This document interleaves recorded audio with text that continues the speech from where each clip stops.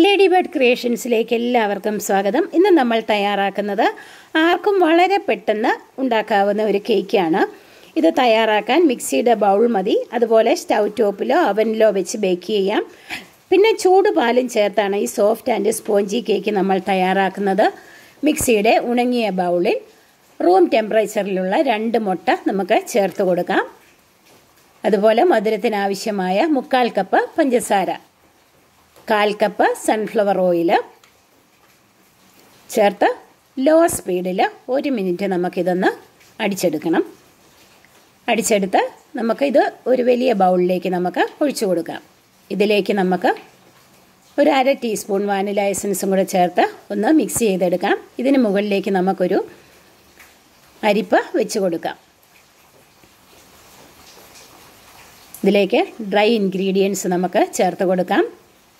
1 cup മൈദ, 1/2 teaspoon baking powder,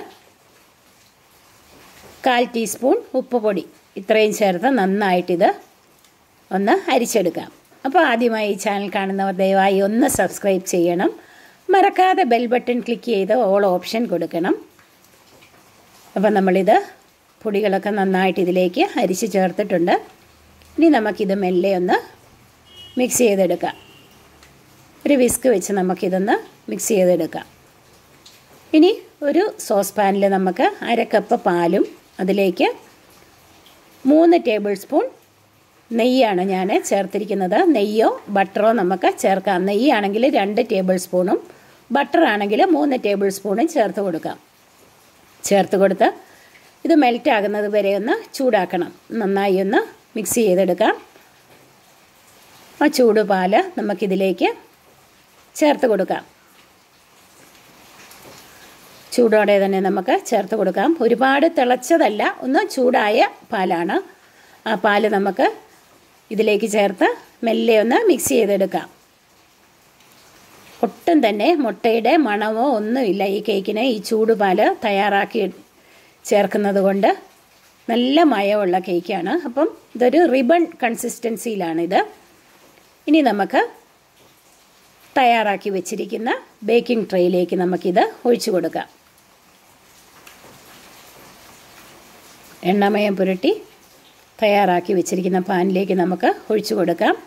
170 ഡിഗ്രിയിൽ 10 minute preheat ചെയ്ത ഓവനിലാണ് ഞാൻ ഇത് ബേക്ക് ചെയ്തിരിക്കുന്നത്. ബേക്ക് ചെയ്യുന്നതിന് മുമ്പ് നന്നായിട്ട് ഇതൊന്ന് ടാപ്പ് ചെയ്യണം, എയർ ബബിൾസ് പോകാനായിട്ട്. സ്റ്റൗ ടോപ്പിലും പെർഫെക്റ്റായിട്ട് നമുക്കിത് ബേക്ക്ഡായിട്ട് കിട്ടും.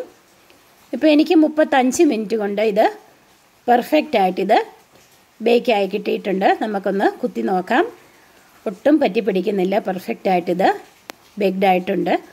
ഇനി തണുക്കുമ്പോൾ നമുക്ക് ട്രേയിൽ നിന്നിത് ഒരു പ്ലേറ്റിലേക്ക് മാറ്റാം. നന്നായിട്ട് ചൂടാറി കഴിയുമ്പോഴത്തേക്ക് നമുക്ക് കേക്ക് കട്ട് ചെയ്യാം.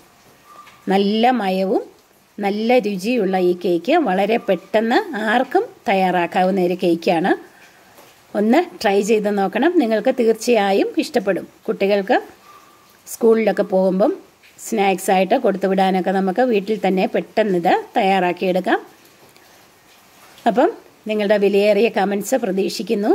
ഇതുവരെ എന്നെ സപ്പോർട്ട് ചെയ്ത എല്ലാവർക്കും ഒരുപാട് നന്ദി അറിയിക്കുന്നു. ഇനിയും ഈ ചാനൽ സബ്സ്ക്രൈബ് ചെയ്യാത്തവർ ദയവായി സബ്സ്ക്രൈബ് ചെയ്യണം. മറക്കാതെ ബെൽ ബട്ടൺ ക്ലിക്ക് ചെയ്ത് ഓൾ ഓപ്ഷൻ കൊടുക്കണം. അപ്പോൾ ഞാനിടുന്ന എല്ലാ പുതിയ വീഡിയോസിൻ്റെ നോട്ടിഫിക്കേഷൻസ് നിങ്ങൾക്ക് പെട്ടെന്ന് ലഭിക്കുന്നതാണ്. ഇനിയും പുതുരുചികളുമായി നമ്മൾക്ക് വീണ്ടും കാണാം.